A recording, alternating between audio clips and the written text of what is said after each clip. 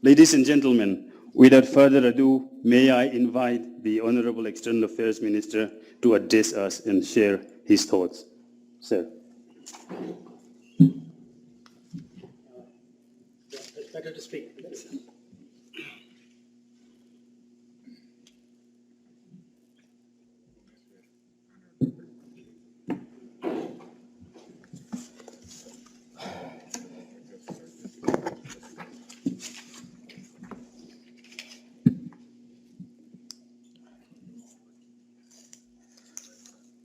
Honorable Minister, Vice Minister, Ambassador, Mr. Jay Shroff, distinguished guests.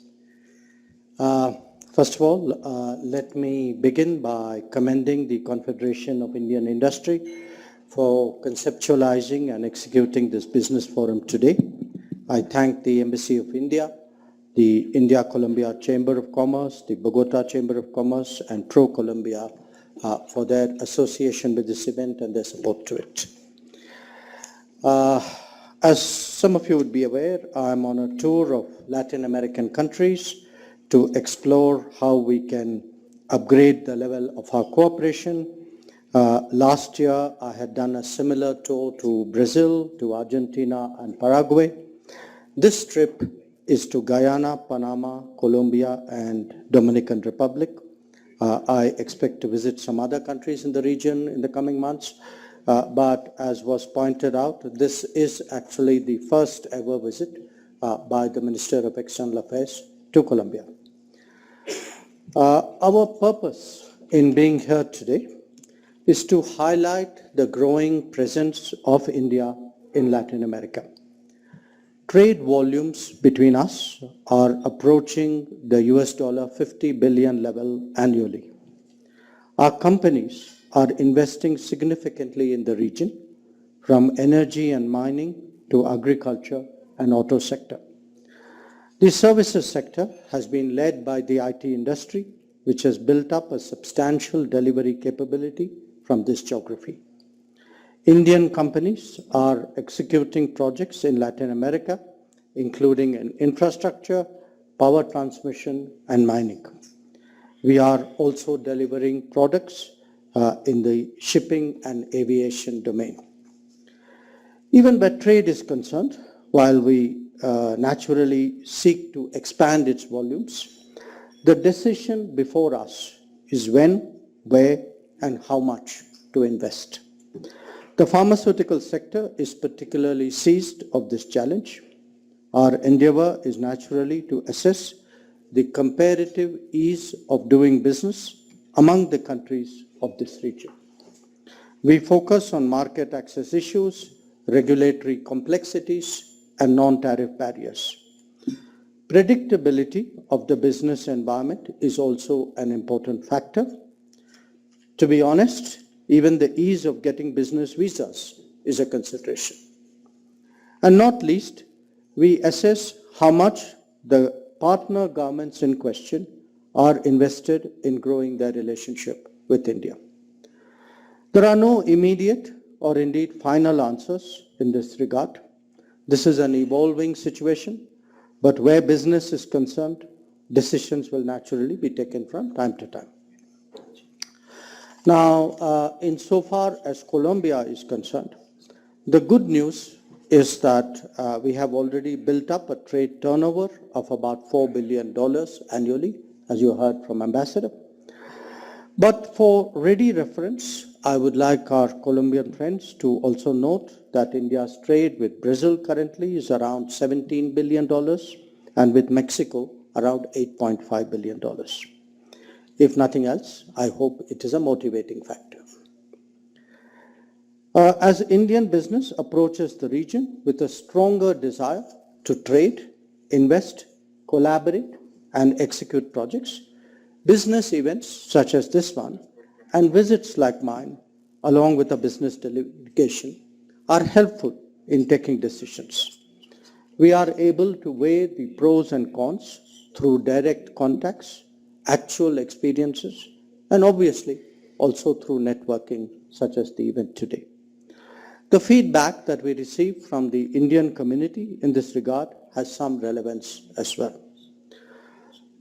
From the Colombian perspective, it is necessary that you are conversant with domains where India has made particular advances in recent years. Health and pharmaceuticals are on top of this list. During the COVID pandemic, India truly established that it was the pharmacy of the world. And it did so by supplying almost 100 countries with vaccines and 150 countries, including some from the developed world, with increased supply of relevant medicines. The fact is that COVID has made us all much more health conscious, but also aware of supply chain vulnerabilities. Cost is also a relevant factor.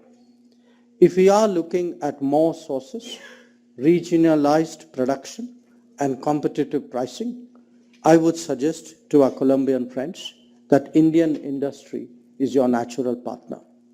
India also has a traditional medicine and wellness practice that could have strong business implications.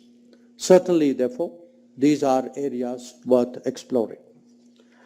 The digital domain has also seen exceptional progress in India. We were able to construct a social safety net on a digital backbone that covered 800 million people on food support and 400 million on financial support. Even our vaccination program that delivered 2.2 billion doses went ahead smoothly because of its underlying digitally driven platform.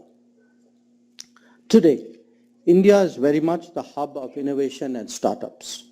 This is a land of 100 unicorns and growing.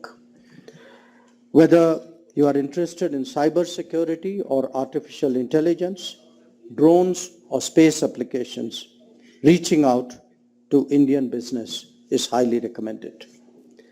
Energy is also an important domain of convergence.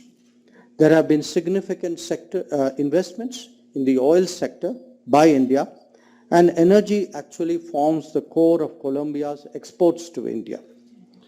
We will be driving, that is India will be driving, much of the additional demand in fossil fuel in the coming decades. That makes a stronger case for more sustained partnerships. India is also extremely active when it comes to renewables and electric mobility. These two are areas of potential engagement. Indeed, our established business in the auto sector, including two-wheelers, itself promises much greater growth, especially as these products evolve with time. Regarding agriculture and the agrochemical sector, I leave it to our own head of delegation to speak on the matter. Suffice it to state that by now, Indian companies have established a credible record. Indian business is not new to Colombia. When it comes to pharmaceuticals, Dr. Reddy's, Cipla, MSN, IPCA, Aurobindo already have a significant presence. This is one of our major markets for two-wheelers, as you know, and Bajaj, TVS, Hero, and Royal Enfield testify to that. In energy, ONGC Videsh has taken a substantial bet on Colombia. When it comes to bioethanol, Praj Industries has made a name for itself. In IT and ITES, Infosys, TCS, and Wipro are among the established players. And I'm sure there are many names which I may not have covered. Now, I believe that the challenge before us today is to scale up what is already done, but at the same time, to look for new domains that meet emerging demands and equally factor in emerging capabilities.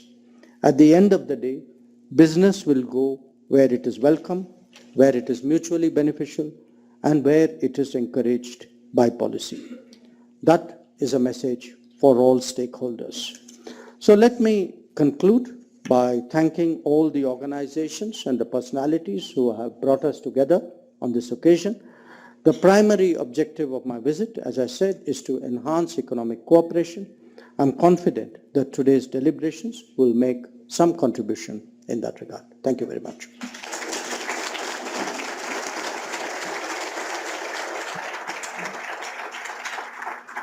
Thank you, His Excellency Mr.